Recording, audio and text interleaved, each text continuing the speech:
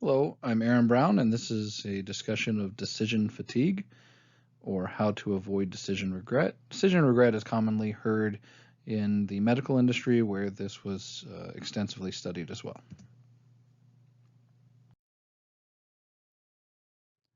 So let's talk about how many decisions are made in a day. Let's just go for maybe a typical morning. What time do you get up? Do you hit snooze? Do you not hit snooze?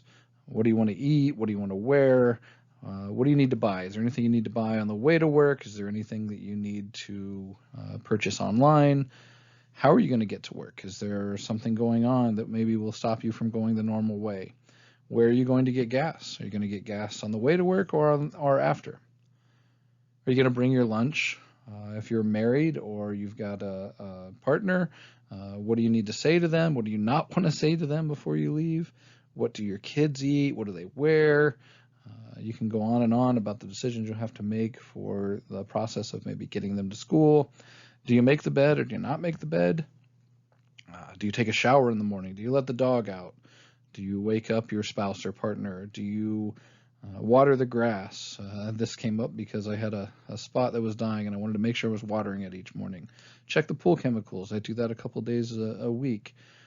Which cologne do you wear? Do you do like I do and now just stage one downstairs so you don't even have to worry about it?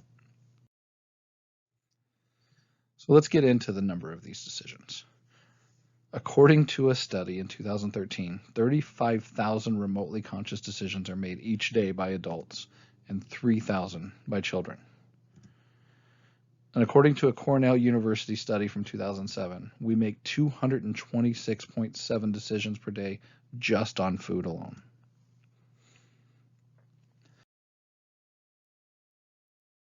So, can fatigue affect your decisions? Absolutely. Hopefully, everybody knows these individuals. We've got the rap mogul, Dr. Dre. I think that's the first time I've ever used the word mogul in a sentence. I'll have to remember that. He notoriously wears one pair of shoes, not one single pair of shoes, but one kind. It is white Air Force Ones. He doesn't want to go through the process of making decisions on what he should wear or what goes with what. Those white shoes are his default. We've got Steve Jobs, who is the former CEO of Apple. And before he passed away, he was notorious for wearing a black turtleneck and jeans. And he had actually said the same thing. He made that decision that that's what he was going to wear because he did not want to waste the resources on making decisions on things that frankly just don't matter. We have President Barack Obama, who also typically wore a gray or a blue suit. Those were his defaults, so he didn't have to kind of make those decisions. I'm sure many people remember the tan suit that apparently the country had nothing else to worry about and went a little crazy over. If he had stuck to his typical gray and blue, I'm sure that the busybodies would have had nothing to whine about. Mark Zuckerberg also is known for a very specific type of t-shirt that he wears, and that is his default clothing because he doesn't want to waste the resources on making those types of decisions. So what really got me into this was a study in 2011 of Israeli parole board. They found in this 10-month study that was 8 judges and 11 different applications, board members were more likely to grant parole at the start of the day and after breaks or food. So the odds of a prisoner winning parole started off at 65%, pretty high, and then plummeted over a few hours and returned to 65% after the breaks, and in those breaks they ate, and before plummeting again. Now, judges, criminologists, social workers, they didn't notice the pattern. The pattern was consistent across all of the judges. The results were not due to discrimination. The judges treated the prisoners equally regardless of their gender, ethnicity, or the severity of their crime. Danziger thinks that judges' behavior can be easily explained. All repetitive decision-making tasks drain our mental resources. We start suffering from choice overload and we start opting for the easiest choice. For example, shoppers who've already made several decisions are more likely to go for the default offer, whether they're buying a suit or a car. When faced with too many decisions, people are more likely to opt for the default choice. In this case, default was the denial of parole. So let's think about this. Think of Groundhog Day. Every day you wake up and it was the same. Well, in this process, in all of our lives, every day you wake up and the account that these resources I'm talking about come from are replenished. Now you make a decision, a simple decision. Let's say it takes a quarter out of that account. 25 cents comes out, no big deal. I can swing that. Now I make a complex decision. Complex decision meaning there are a lot of things to weigh. I really need to look at all options. I need to probably pare down a lot of things that the answer is not before I can get to the what the actual answer is. So when I make that decision, I've expended a dollar. Now, high pressure decisions, and this high pressure decision process could mean there are political ramifications. So I really need to overthink what I'm going to do and try to look at it like a chess game. I need to know what the repercussions of every move I make could be. And then it could also mean I don't have the normal process or time that I need to take. I'm given a very short time to make an important decision, so I have to go through everything I can to make that decision as right as possible with the limited time I have.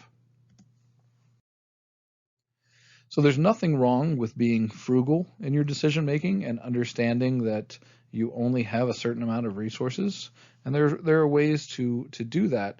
The thing you want to avoid is kind of autopilot or the default mode. And autopilot or default mode is where you're just making, we'll call it the safe decision. You're no longer using brain power. You're not going through decision making skills. You're just deciding this is what I want to do. And I think deciding is probably a strong word because you're not even deciding. It's just letting the process happen and going with what would typically happen, or maybe letting your emotions decide. So this is a great book, and it kind of goes along this way. It's called Thinking Fast and Slow, and I just wanted to kind of plug this here because if this is something you're really interested in, you can kind of get to an understanding of how the default mode network or system 1 and system 2 works, where you're making fast decisions that are maybe a little more emotional, or slower decisions that are complex and more deliberate. I think you will enjoy this if you're interested in this topic. So what can you do with this newfound knowledge? Well, you can budget your decisions. You can literally spread out the decision-making process and make sure that you are not exhausting yourself. There are many ways to do that. One of the most important ones is delegation. For some people, that's a real struggle because they want to be the ones to make the decision. And when you're in that scenario, or when you're in that, I don't know what I call it, maybe mindset, you are going to get to a point where you have exhausted yourself and you're not able to make the type of decisions you need to, and you will go to that default that I talked about. Now, when you make those type of default decisions, you could easily be making decisions that are worse than the decisions that the staff members you would be empowering would make. So think about that as you go through that process. If you can delegate to staff members that decision, whatever level it may be, that decision, it's just going to keep your resources available. One of the sayings that my staff is accustomed to hearing from me is, why do I care? And it's not a negative, oh, I don't care about that. It is, I've given you all of the resources. I've empowered you to make that decision. I know that you are capable. So if you're bringing it to me, my assumption is there's something I'm missing and a decision I need to make is there. So why do I care means I know that you can do this. I know that you have everything you need. Why do I care about it? So that I can make a decision that I need. Policies and procedures based decisions really free you up because it's really just a matrix or a process.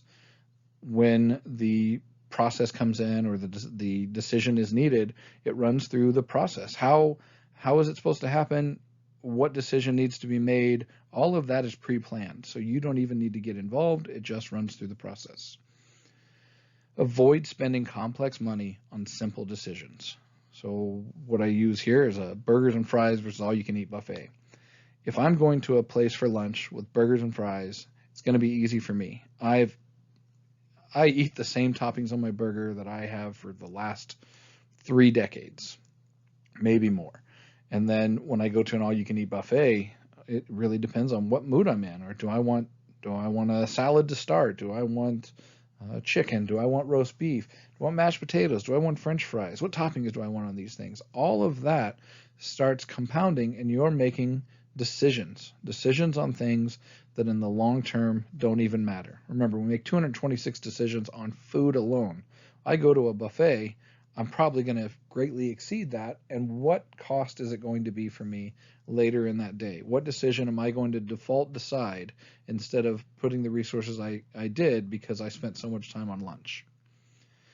I don't think anybody's going to argue with this, but try to avoid back-to-back meetings if you can. Back-to-back meetings are certainly exhausting, but the idea here is you can go to meetings without having to be there to make decisions. You can just take them as input, look at what you need to do, and see if you can delegate some of those items. Try not to pre-make those decisions. Take the information you need, bring it to your team, let them make the decisions that are at their level.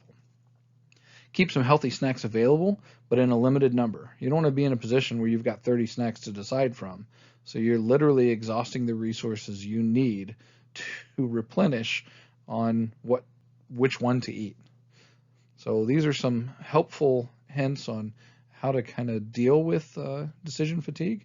And I'd be certainly happy to answer any questions if anybody has any questions.